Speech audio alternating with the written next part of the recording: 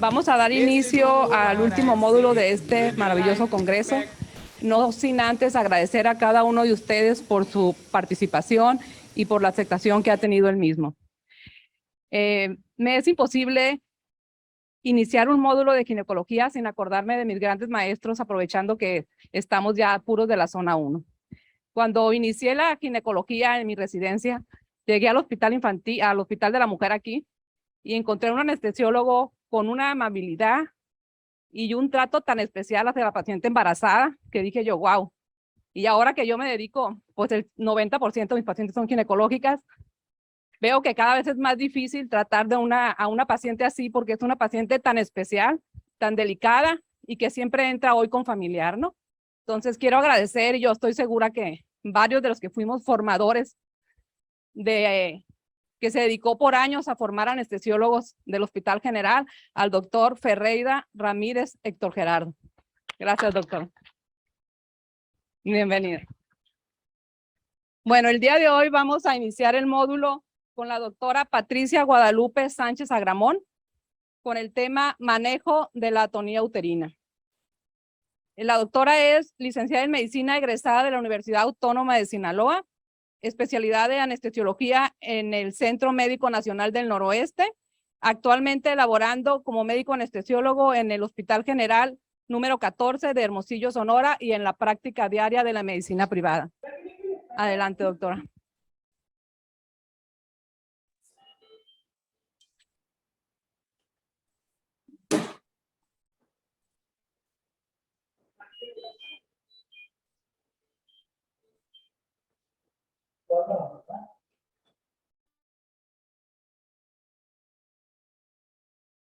Gracias. Y el apuntador está chiquito, ¿ah?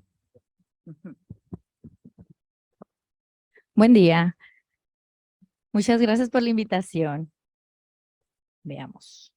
Voy a tratar de no ponerme los lentes, pero no prometo que alcance a ver mucho de todas formas. El tema que me toca impartir a mí el día de hoy es las actualizaciones en el manejo de la atonía uterina, pero recordemos que la atonía uterina es, a modo de definición, pues la falta de contracción del músculo uterino que conlleva a una falta de hemostasia de los lechos placentarios y con ello el desenlace de una hemorragia obstétrica. Es por eso que la plática va a estar impartida totalmente hacia el manejo de la hemorragia obstétrica como tal. Respecto a la epidemiología, pues se dice que en el día mueren alrededor de 480 mujeres por día por complicaciones relacionadas con el embarazo y con el parto. La hemorragia posparto es una emergencia obstétrica que se complica entre el 1 y el 10% de todos los partos, y para el último consenso del 2005 se informó que la hemorragia posparto es responsable de más de 80,000 muertes en todo el mundo, ¿no? Sobre todo en los pacientes con alta preeclampsia, como son en el norte de África o en toda la parte de África, en Norteamérica y Asia. Con respecto a México, tenemos que la tasa de mortalidad es de 34.4 defunciones de cada 100,000, y para este año, lo que es el 2022, ya volvió a ser la prevalencia de la mortalidad materna dado por la hemorragia obstétrica y las enfermedades hipertensivas, a diferencia en el 2021 y en el 2019, que por motivos de pandemia, el COVID fue la principal tasa de mortalidad o la principal causa de mortalidad. Para describir la definición de la hemorragia obstétrica, tenemos que hasta antes del 2017, la definición que se manejaba era una hemorragia posparto, era la pérdida mayor de 500 mililitros por parto vaginal, de 1,000 mililitros por parto por cesárea en las primeras 24 horas de trabajo, en las primeras 24 horas posparto, ¿no? Pero esto hasta antes del 2017. Actualmente la FIGO, la Federación Internacional de Ginecología y Obstetricia, tanto como la Asociación de Ginecología y Obstetricia Americana, redefinen la definición, de hemorragia posparto como la pérdida de sangre de más de 1,000 mililitros acompañada de signos y síntomas, ya que antes no se tomaba en cuenta. Acompañada pues de signos y síntomas en las primeras 24 horas, independiente del tipo de parto que sea, ¿no? Ya sea parto vaginal o parto por cesárea. Y otras asociaciones como la Asociación Internacional de Ginecología y Obstetricia la define además según la cantidad de sangre perdida como hemorragia menor, de 500 a 1000, mayor más de 1000 y severa más de 2500.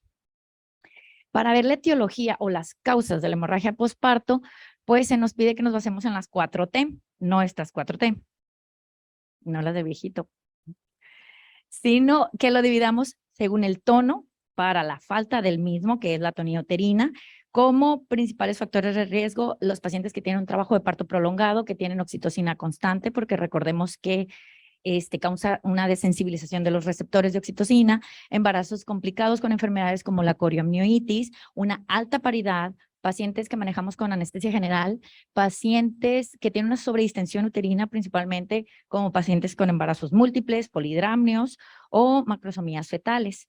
Otra T vendría a ser el trauma, que representa hasta el 15 al 20%. Hay que mencionar que de la atonía uterina, pues representa hasta el 70%, ¿no? De las causas, es la principal motivo de causa de hemorragia obstétrica. En el trauma encontramos laceraciones vaginales, episiotomías, roturas uterinas, que pues son las causas, ¿no? Del trauma.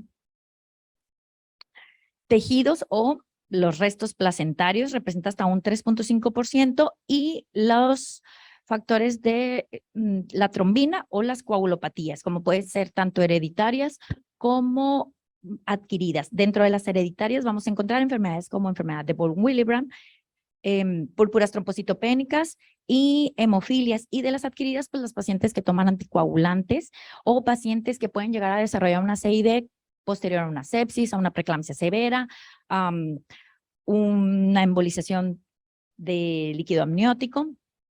Toda esta plática la vamos a basar en las recomendaciones de la NATA. NATA fue una asociación que se formó en el 2017, es un consenso multidisciplinario, el primero en la historia en el que juntan o unen, voy a decir, hematólogos, ginecólogos, anestesiólogos y forman un consenso basado en pues la experiencia, voy a decir, y en todos los estudios que se hicieron y una guía, así como la más nueva actualización de la FIGO, que toma la NATA, la actualiza y esta es la más nueva de ahorita de marzo del 2022, a menos que haya salido una ayer, ¿no? Nada más para recordar los niveles de evidencia, ¿no? Pues 1, 2 y ABC, ¿no? Alta, moderada y baja nivel de evidencia. Este es un cuadro que me encantó donde vamos a ver los factores de riesgo y sobre todo vamos a ver los factores desencadenantes según las 4T y el odds ratio, recordando que es el mayor porcentaje de presentación, ¿no? No es que se sume nada más, es que tenemos mayor presentación de las mismas o mayor factores de riesgo para presentarlas. Este lo clasifica según los factores de riesgo anteparto y o intraparto. Son cosas como el abrupto placentae, la placenta previa, embarazos múltiples, pues aquí hablamos del tono y con un odds ratio de 5, como el abrupto placentario tiene un odds ratio hasta de 13, ¿no? De los intraparto, una cesárea, simplemente una cesárea urgente nos da un odds ratio de 4. De este modo, seleccioné aquí 3 porque vamos a ver un caso clínico y son los factores de riesgo que va a tener nuestra paciente. La ventaja de conocer los factores de riesgo nos dice que nos concientiza, o la idea es concientizar al personal médico para que conocer los factores nos permita una acción más rápida conforme a la prevención. Las guías manejan, no es un invento de nuestros jefes para tenernos dando cursos y estar haciendo todo el día, querer tenernos trabajando. Las guías manejan que se deben de manejar care bundles, que son paquetes de atención, ¿no? Esto es a nivel internacional. La idea de los paquetes de atención o los care bundles son una iniciativa que involucra múltiples puntos de intervención con la finalidad, pues, de crear programas multidisciplinarios y estandarizar y abordar de mejor manera las patologías, ¿no? Y la recomendación es que todo el personal de salud esté consciente de ellos para el manejo de una hemorragia o de una emergencia. En México tenemos en el IMSS, se le puede encontrar con el nombre de el sistema ERI o sistema de emergencia obstétrica, de equipo de respuesta inmediata obstétrico. En la Secretaría de Salud lo manejan como el código MATER, así como también en múltiples hospitales privados. Y otros nombres que podemos encontrar son el código oro o sistemas de alerta o sistemas de código rojo. En el 2010, este grupo que creó los care bundles crearon también las cajas o los kits de manejo para pacientes obstétricas con todo el tratamiento o todos los posibles medicamentos que podrían llegar a utilizar. Y estos los encontramos con los nombres como de caja roja, caja rosa o caja de herramientas obstétricas. No sé si alguno las conozca, si tengan en sus hospitales o sabemos que existen, ¿verdad? Pero nunca los hemos visto. Para hacerlo más dinámico, vamos a llevar a cabo un caso clínico hipotético, inventado, que de inventado no tiene nada. Esta paciente es una paciente que yo vi la semana pasada y es la paciente que ustedes vieron el día de ayer o que pueden ver el día de mañana, ¿no? Es una femenina que le vamos a poner por nombre Kim, por ponerle un nombre. Es una femenina de 29 años con un embarazo de 39.5 semanas de gestación. Es una gesta 2, cesárea 1. Ella tiene antecedentes de una cesárea previa exactamente hace un año, en agosto del 2021, por un producto macrosómico que pesó 4 kilos 150 gramos. Tiene antecedente de hipertensión inducida por el embarazo en control con alfa-metildopa. Y ahorita ingresa para cesárea por pródromos, es una cesárea de urgencia, ¿no? A su ingreso trae una TA de 141.93, un peso de 105, talla 157, nos da un IMC más de 38.5, perdón.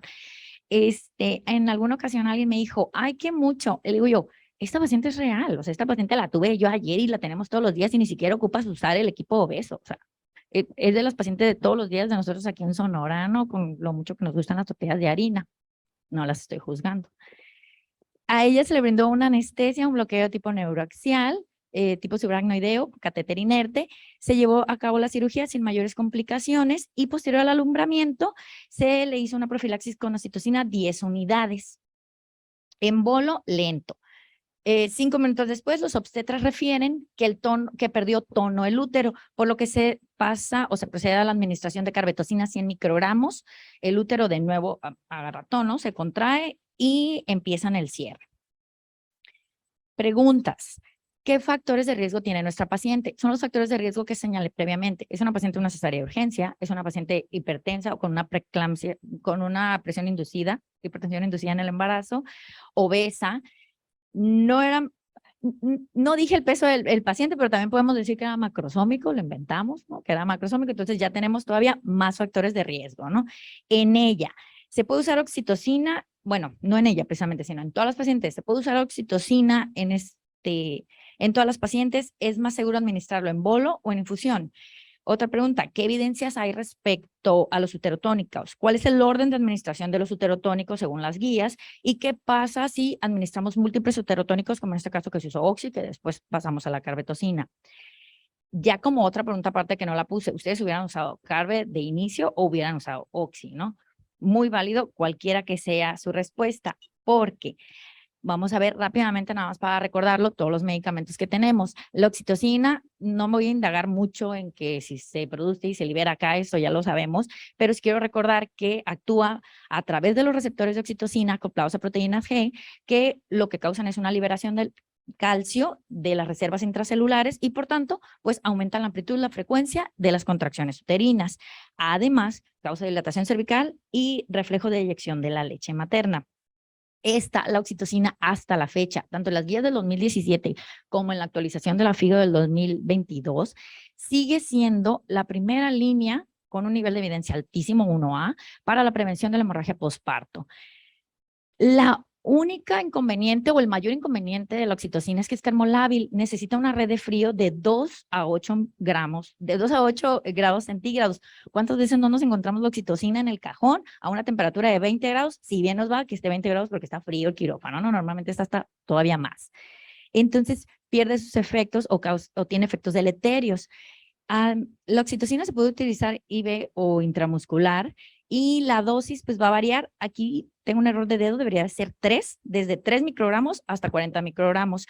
De los efectos adversos muy importantes, causa cambios muy significativos tanto en la frecuencia cardíaca como en la presión arterial, puede llegar a causar náuseas, vómito, rubicundez en las pacientes y trastornos cardiovasculares, sobre todo en pacientes que ya tienen una predisposición o que ya tienen una cardiopatía previa. Hay que tener mucho cuidado con estas pacientes porque puede llegar a causar un vasoespasmo en la arteria coronaria y causar isquemias coronarias o miocardiopatías o isquemias miocárdicas, así como prolongación del QT. ¿Cuál es la mejor dosis y cuál es la mejor vía de administración? Aquí me encanta esta pregunta porque iba a ponerme a preguntarle a cada uno, pero para hacerlo más rápido, porque nada más tenemos 30 minutos, es la que sea que ustedes pongan. La que tú pongas, la que tú pongas, la que tú pongas, esa es la mejor vía de administración. Las guías no indagan o no entran mucho a detalle. Recomiendan que la dosis y la vía sigue siendo pues un tema de debate y debido a la desensibilización de los receptores y que ellos recomiendan una dosis. La del 2017 decía 10 unidades, la de ahorita del 22 ya dice 5. Entonces yo dejé de 5 a 10 unidades con una dosis inicial más un bolo, ¿no? Más una infusión de bolo, más una infusión continua.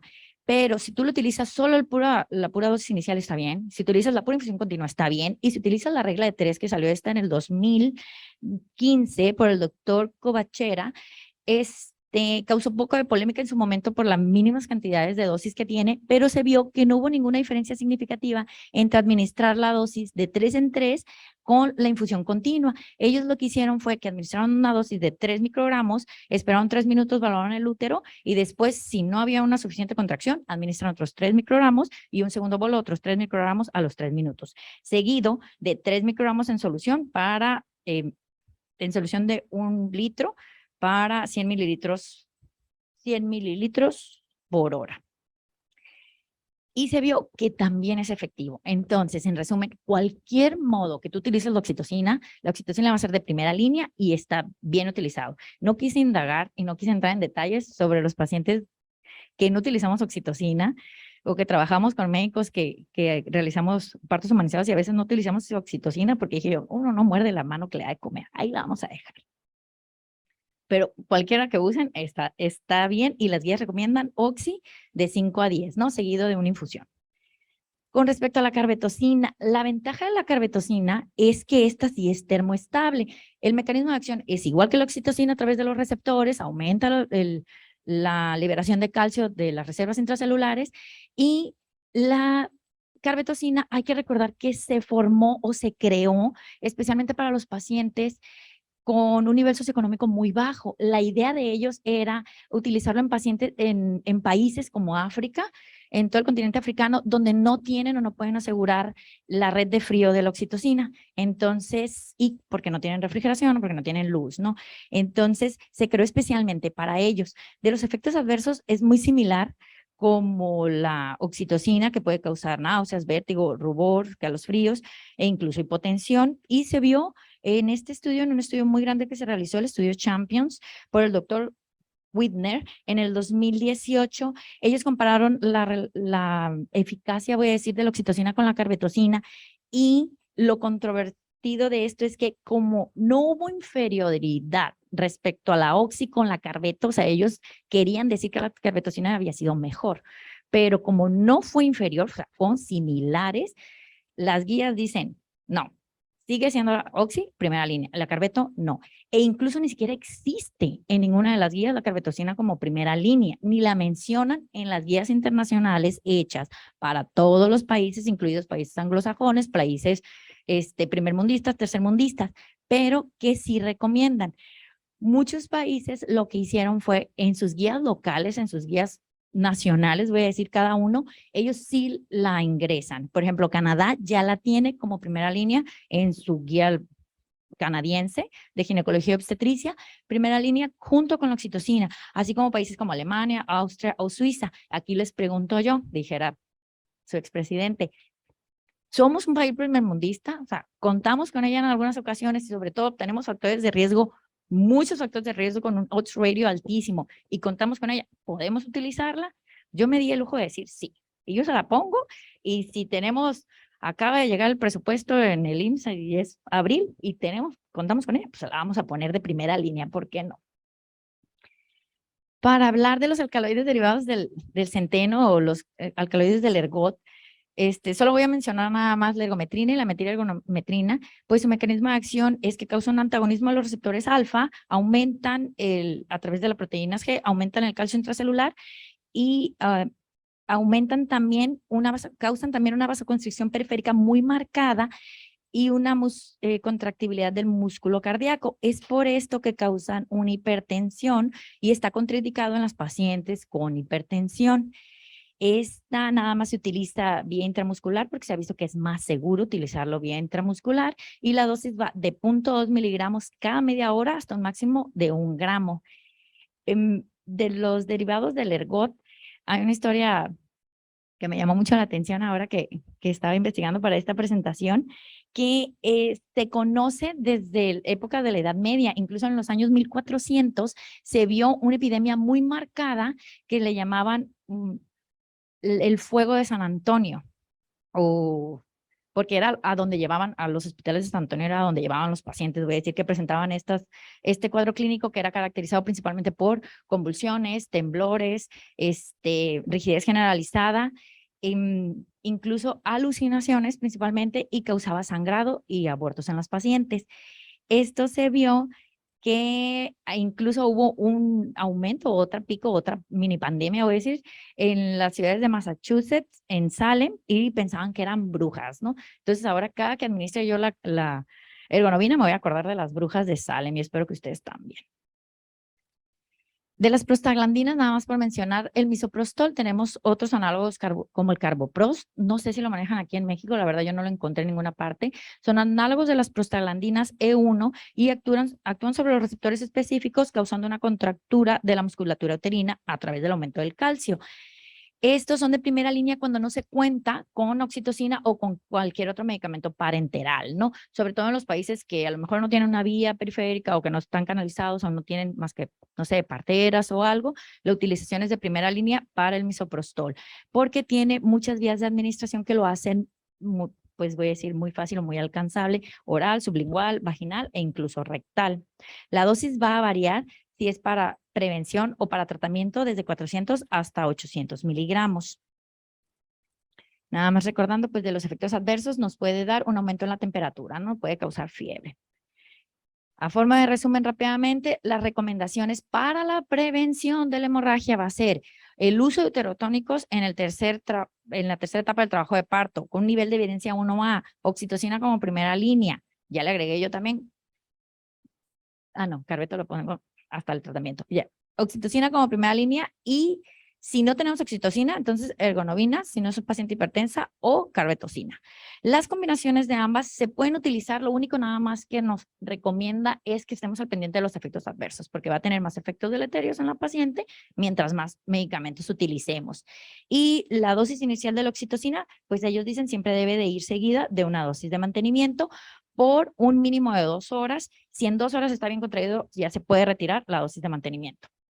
De nuevo, nada más, nivel de evidencia 2B, oxicarbeto primera línea, metilergonovina segunda y tercera, misoprostol. En nuestro caso clínico, bueno, pues resulta que la quimi sigue sangrando, ¿no? Dice el obstetra que la paciente continúa sangrando a pesar de que le pusimos la carbeto. Activamos el protocolo de hemorragia y clasificamos el sangrado, cuantificamos el sangrado a través de un método visual y decimos que tiene 1200 mililitros. ¿Qué recomendaciones hay según las guías ahora para el tratamiento de la hemorragia? ¿Cómo cuantificamos el sangrado? Líquidos, ¿cuáles son mejores? ¿Coloides o cristaloides? ¿Cómo vamos a guiar o cómo se guía la terapia transfusional? ¿Y el calcio qué papel juega? Vamos aquí a ver rápidamente un checklist en donde nos dice que lo primero que tenemos que hacer cuando ya tenemos en el contexto de una hemorragia obstétrica como tal, una hemorragia posparto, entonces vamos a pedir ayuda.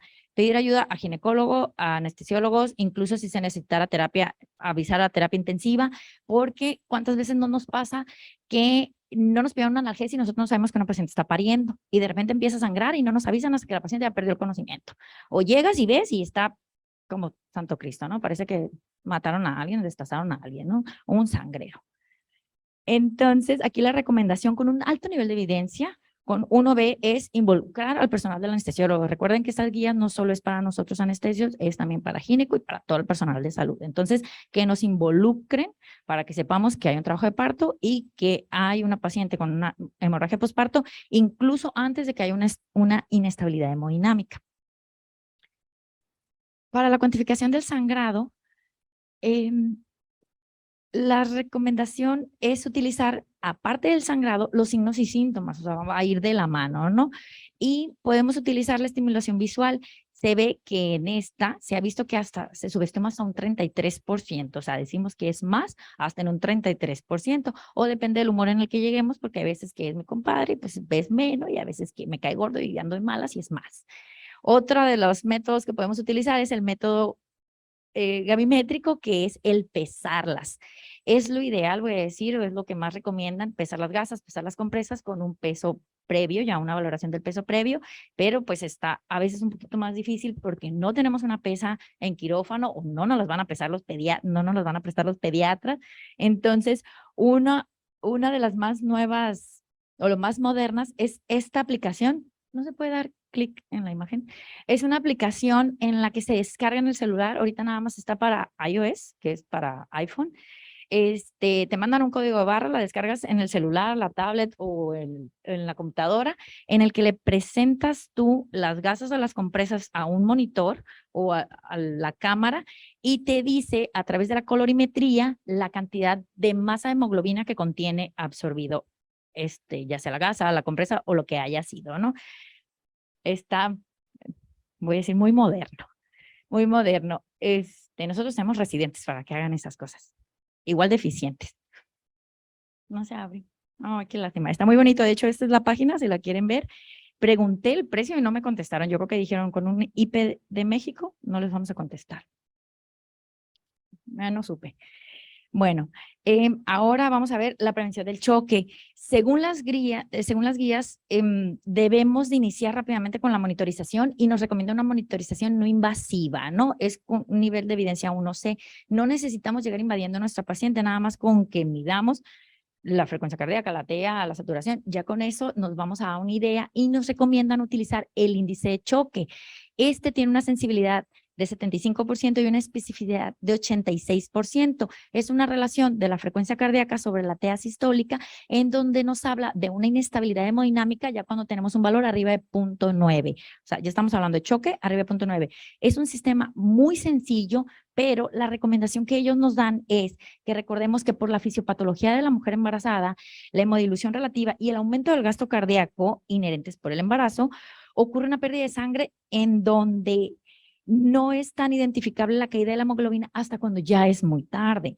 Entonces, con la intención de llevar un manejo más rápido, más oportuno y estar más al pendiente del sangrado, nos dice que nada más con el índice de choque, por sencillo que se vea, es un muy buen parámetro.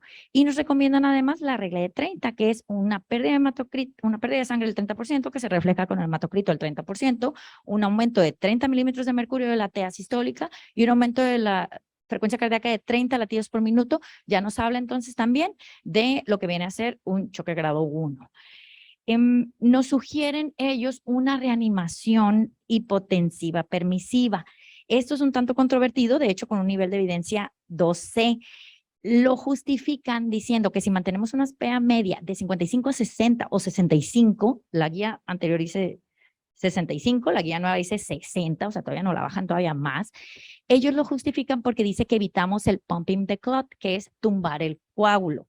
Y con esto pasar a una reanimación permisiva, a una reanimación con hemoderivados. O sea, no pasarle muchos líquidos y mejor pasarnos directamente allá a los hemoderivados. Bueno. Hay que recordar siempre tener en cuenta la hipotermia. La hipotermia, como todos sabemos, es parte de la tríada de la muerte junto con la acidosis y las coagulopatías. Muchas veces no la tomamos en cuenta, se nos olvida ya en el contexto de la hemorragia, que ya andábamos corriendo como gallinas sin cabeza. Y es un nivel de evidencia 1B, o sea, muy alto nivel de evidencia, no tanto en el contexto de la hemorragia posparto como tal, pero sí estudiada mucho en el trauma, sobre todo en el trauma sin lesiones de traumatismo craneoencefálico. Y nos dice, pues, que la hipotermia se asocia con una alta en la mortalidad y la morbilidad, hasta en un 16% aumenta la pérdida de sangre y hasta en un 22% aumenta el riesgo de transfusión. En un estudio muy grande que se hizo, un estudio clínico aleatorizado, específicamente en cesáreas, se vio que hubo una diferencia en la hemoglobina en mujeres que sí recibieron líquidos calientes con las que no lo recibieron, y si era clínicamente significativo. Actualmente contamos con muchos métodos para calentar a nuestra paciente, que son mantas térmicas, colchones térmicos, estos Rangers que son One Touch, o calentar directamente las soluciones, ya sea a través de dispositivos o calentarlos en el microondas o baño María, como sea. De los líquidos, cristaloides o coloides, cada vez ya están más en desuso el uso de coloides.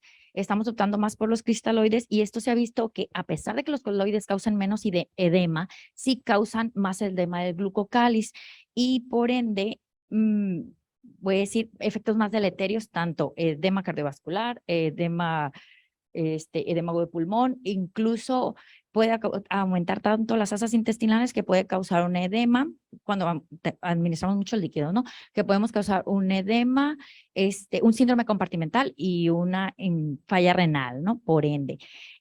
Se hizo un estudio en las pacientes, se valoró el gasto cardíaco en un estudio en las pacientes de cesárea electiva, o sea, en pacientes sanas, en teoría, en las que se vio que no había ninguna diferencia entre el uso de cristaloides o coloides, entonces ellos optaron por usar mejor cristaloides. Lo que sí se recomienda, y esto sí viene en las guías, es el uso de Ranger lactato o en su defecto, Harman, Harman, para evitar la acidosis hiperclorémica, sobre todo en países que no cuentan con ella, disminuir la administración de líquidos cristaloides tipo cloruro de sodio y disminuir con ello la acidosis hiperclorémica. No es lo mismo en estado crítico, a diferencia de las pacientes sanas, donde en estudios en estado crítico sí se vio que el uso de los cristaloides, de los coloides, era más deleterio en comparación con los cristaloides y que aumentaba la mortalidad.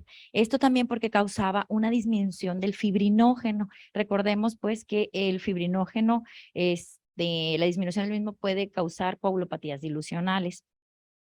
La recomendación que ellos nos daban para la administración de líquidos, esto es la viejita, de 1 a 2 era en el del 2017, ya ahorita dice 1 a 1 de preferencia, o sea, disminuir todavía la cantidad que administramos de líquidos y mejor hacer reanimaciones hematológicas, reanimaciones con sangre, con plasma, con plaquetas. El ácido tranexámico es uno de los medicamentos que sí está muy estudiado en el contexto de la hemorragia posparto. Incluso se ha visto ahorita un auge tanto en la prevención como en el tratamiento que ya se realizaba previamente.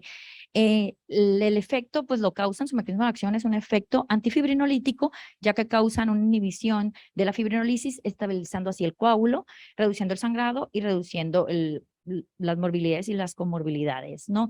Para usos o para efectos de prevención, la recomendación es administrar 1 gramo, 1 gramo junto con oxitocina en pacientes que tengan bastantes factores de riesgo. Esto con un nivel de evidencia 1C.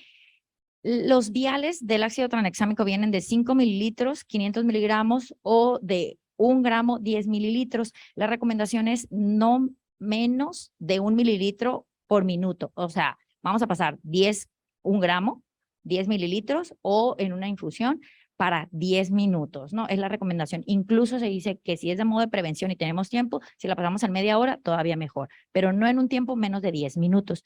El tratamiento para el ácido tranexámico a modo de tratamiento va a ser igual, una dosis de 1 gramo, pero vamos a repetir la dosis a la media hora en dado caso que continúe el sangrado, o si se presenta el sangrado en el transcurso de 24 horas, repetir la dosis, ¿no? Se ha visto que el ácido tranexámico, a diferencia del factor 7 recombinante activado, sí sigue teniendo una adecuada función en pacientes que ya tienen una acidosis como tal, ¿no? A diferencia del otro que disminuye su efecto. Todo esto está basado en un gran artículo que sacaron en el 2017, en donde ellos, el World Maternal Antifibrinolytic, ellos lo que hicieron fue hacer un doble ciego controlado aleatorizado en donde dividieron a los pacientes, 10,000 pacientes en un grupo, 10,000 pacientes en otro grupo y a unas les dieron placebo y a unas les dieron el ácido tranexámico. Valoraron la mortalidad, el riesgo de histerectomía y otras comorbilidades. No se vio ningún efecto en la disminución de la histerectomía en los pacientes que tomaban ácido tranexámico. Lo justifican diciendo que muchas veces los médicos cirujanos o los ginecólogos decidían realizar la histerectomía incluso antes de que estuviera el beneficio del medicamento como tal, o sea, se adelantaban. Pero pues es una de las indicaciones, si la causa de tu sangrado es la hipotonía, pues decides quitar la matriz, ¿no? Entonces, no le daban efecto, no le daban el tiempo que hiciera efecto el medicamento, entonces no disminuyó o no se vio que fuera significativo en la histerectomía, pero sí en la mortalidad. El grupo del ácido tranexámico presentó una mortalidad de las 10,000 pacientes, de 155 pacientes, a diferencia del grupo del placebo, fue 191. Esta sí fue significativa. siempre y cuando fuera en las primeras 3 horas. Dividieron los grupos en menos de 1 hora, las que se le pasó menos de 1 hora, en las que se pasó de 1 a 3 horas y las que se pasó más de 3 horas. En esta ya no fue significativo. Entonces, la conclusión a la que llegan y la recomendación que nos dan es que administremos ácido tranexámico en un tiempo no mayor de 3 horas para disminuir el riesgo de muerte. Y además vieron que no hubo efectos adversos, al menos efectos trombóticos arteriales debido a la administración de los mismos. Actualmente se está llevando a cabo ahorita lo que es el WOMAN 2, en lo que ya van a, creo yo, la verdad no ha salido, no han dicho qué es lo que están estudiando, pero vamos a ver los resultados y yo creo que van a estar más enfocados sobre todo a ver si disminuye ahora sí el riesgo de histerectomía y a lo mejor más efectos adversos, ¿no? La recomendación entonces para el tratamiento va a ser oxi de primera línea más carbeto si contamos con ella, o carbeto, perdón, si contamos con ello. Si no tenemos oxitocina, igualmente, los de segunda línea, ergonovina IM o prostaglandinas, ahora sí a dosis de 800 miligramos, vía rectal, vía sublingual, vía como quieran. Si la paciente está inconsciente, se lo ponemos abajo la lengua. Si nos animamos, le pedimos a alguien que lo ponga por otra vía, como ustedes gusten, ¿no? El uso de ácido tranexámico a 1 gramo, ya dijimos ahorita, en una infusión en un tiempo mínimo de 10 minutos, o sea, no más rápido de 10 minutos, ¿no? Y una segunda dosis, si así lo ameritara, si hubiera un sangrado de entre los 30 minutos o si el sangrado remitiera en las primeras 24 horas. Aquí ya empezamos con los tratamientos, como ya esto ya es la hemorragia como tal, ya empezamos con los manejos más activos, ¿no? Sobre todo medidas hasta que se disponga de una tensión final, que va a ser masaje uterino, compresión bimanual de la uterina, compresión de la aorta, tapón con balón, ya pues le corresponde al ginecólogo. Y en dado caso de que el sangrado continúe, pues una intervención quirúrgica, ¿no? Que puede ser la técnica de sutura, ligadura hipogástricas o una histerectomía. Ay, pues la Kimi sigue sangrando. Quieren que para chayote yo. La Kimi sigue sangrando. Nosotros ya pusimos ergonovina, ya pusimos misoprostol, ya le pusimos ácido tranexámico y la mujer sigue sangrando. Entonces ya vamos a irnos ahora a lo que es el manejo del choque como tal. Para el manejo de choque, ellos refieren que cuando tenemos un choque grado 1 podemos seguir usando efedrina, pero la recomendación principal es ya dosis de fenilefrina, lo manejan por más rápido en bolo, hasta de 100 microgramos o en infusión, que sería lo ideal, o si contamos con Norepi, pues Norepi. Manejan un bolo de 10 microgramos o, de ser necesario, la infusión. Vámonos a lo más seguro, ¿no? Estos son el manejo de primera línea con un nivel de evidencia 1C para manejo de choque. Con respecto al calcio, lo ideal es mantener, se dice que las concentraciones de calcio arriba de 0.58 milimoles ya son aceptables, pero lo ideal es siempre mantener un calcio arriba de 0.9. Para esto, pues necesitamos saber cómo lo tenía antes, ¿no? Y los laboratorios son súper importantes. Una de las recomendaciones que no dije arriba es tener una doble vía periférica y tener unos nuevos laboratorios al momento del sangrado. Compararlos si tenemos con unos previos, pero si no, ya tener los nuevos. En caso de que nuestro calcio está de menos de 0.9 milimoles, corregir los niveles de calcio, especialmente también si hacemos si realizamos transfusiones masivas para optimizar la coagulación y las concentraciones del músculo uterino, así como prever la intoxicación por tarea. Se los dejo de tarea. Hay que monitorizar la coagulación, como les decía ahorita. Es bien importante, ellos le dan un nivel de evidencia 1B a pedir unos nuevos laboratorios al momento del sangrado.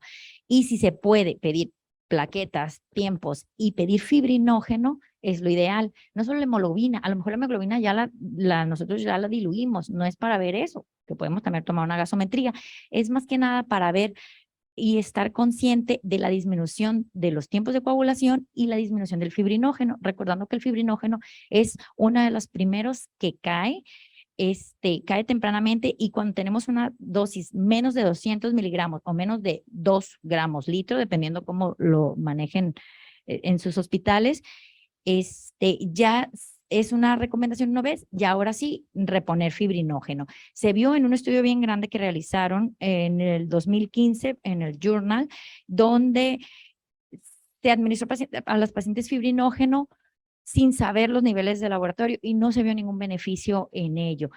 lo que recomiendan es, si no contamos con laboratorio, solo reponerlo cuando tenemos una hemorragia arriba de 2 litros o arriba de 2,5 litros, una hemorragia severa.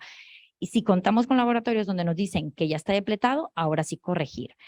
Nos recomiendan el uso de la tromboelastografía, pero lo pongo con signos de interrogación porque dice que no está tan estudiado en lo que es el contexto de la hemorragia posparto. Así también los concentrados de complejos de protrombina, que sí los crioprecipitados. Incluso recomiendan administrar crioprecipitados para disminuir la cantidad de líquidos que le vamos a estar administrando si pusiéramos plasma, ya que es mínima la cantidad de crioprecipitados que administramos durante el plasma. Es mejor, dice que una unidad de crioprecipitado aumenta hasta 10 miligramos por decilitro el fibrinógeno. Si la dosis es de 10, la dosis recomendada es de 10 unidades, vamos a dar aquí paso a aumentar 10 miligramos, ¿no? Vamos a activar el protocolo de transfusión masiva. Esta semana me di a la tarea de buscar los protocolos de transfusión de todos los hospitales de Hermosillo y descubrí que son como los camilleros. Sabes que existen, pero nunca los encuentras cuando los necesitas. No digo ninguno. Y me decían encima, sí, sí hay. Y me dicen en el IMSS, sí, sí hay. Y en la secretaría también pedían el IMSS. Pues allá andan, doctora. Pues sí, allá andan, pero ¿dónde están cuando los necesitamos, no? Entonces, los protocolos de transfusión masiva son protocolos que va a haber en cada hospital. No va a ser el mismo el que yo tenga aquí con el que tenga en el IMSS, con el que tenga en el CIMA. Entonces, quería compararlos y pues no pude, ¿no? Pero en sí, pues están abordados o están enfocados a hacer una reanimación. En este caso, voy a decir, en las nuevas guías nos refieren que debemos de hacer una reanimación hemostática, no pasar tanto líquido. Hubo una marcada disminución de glucocálisis cuando pasamos menos de 4 litros de cristaloide. Entonces, limitarnos a que sea nuestro tope, 4 litros de cristaloide de ser necesario y empezar lo más temprano que se pueda con las transfusiones de glóbulos rojos o las transfusiones de paquetes globulares. Esto de la transfusión restrictiva con hemoglobinas de menos de 7 es para pacientes no en el contexto de una hemorragia masiva. Si no llegamos a una hemorragia masiva, a lo mejor la Kim, que ahorita hace rato tenía 1200, a lo mejor yo puedo aguantar y decir, bueno, tengo 9 hemoglobina, pues la voy a aguantar un poquito, no la voy a transfundir. Y hay que valorar la anemia posterior y todas las comorbilidades que vienen con ella. Pero ya en el contexto de una hemorragia masiva, sí vamos a transfundir, ¿no? Y vamos a transfundir a dosis, pues, de 10 miligramos por kilo o de plaquet de sangre o valorando el sangrado, ¿no? Y los cambios del cuadro clínico. ¿En qué voy? Perdón. Para el plasma fresco congelado, ¿no? Pues ya como ya comentamos ahorita, lo ideal más que el plasma como tal es la administración de crioprecipitados, pero de ser posible, la recomendación que ellos nos dan ahora, a diferencia del antes que era 2-1 o 4-1, es 1-1-1, uno de sangre, uno de plasma, uno de plaquetas. Así como en todos los artículos que viene de trauma, esto no está tan estudiado en GINE, pero se están robando los artículos de la transfusión masiva de los pacientes con traumatismo. Entonces, ellos nos dicen que es menos deleterio utilizarlo 1-1-1 después de 2 unidades de paquetes. O sea, vamos a pasar uno de sangre, uno de plasma, uno de plaquetas. Si no contamos con laboratorios, si tenemos laboratorios, si vemos que hay una depresión de las plaquetas desde antes a menos de 75,000, vamos a pasar plaquetas, ¿no? Si vemos que el fibrinógeno está a menos de 200, vamos a pasar fibrinógeno, vamos a pasar crioprecipitado. Lo ideal es tener los laboratorios a la mano.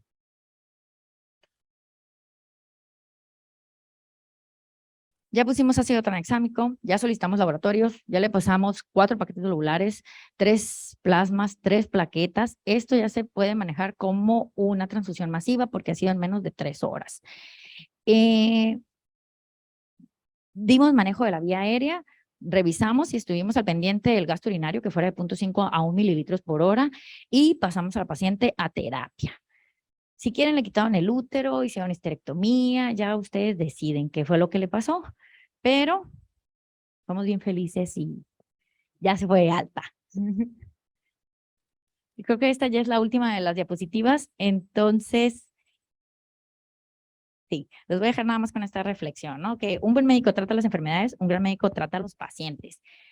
Una cosa es que yo les diga que las guías son así y otra cosa es lo que vivimos en el momento, ¿no? Entonces, me encanta la imagen y la Es decir, la referencia de las gallinas sin cabeza, porque así es como nos vemos, ¿no? O al revés, no nos damos cuenta, pero así es como estamos, corriendo para un lado para otro. Entonces, adoré la reflexión de ayer de la doctora Zamora, donde dice que no tenemos que vivirlo, la experiencia de vivir una hemorragia obstétrica para poder manejarla, ¿no? O sea, hay que tratar de no aprender, como dijo ella, vamos a no aprender de la experiencia, sino mejor aprender de las guías, aprendernos el manejo y ya después, cuando se venga y se ofrezca, pues ya estar con el conocimiento. Muchas gracias.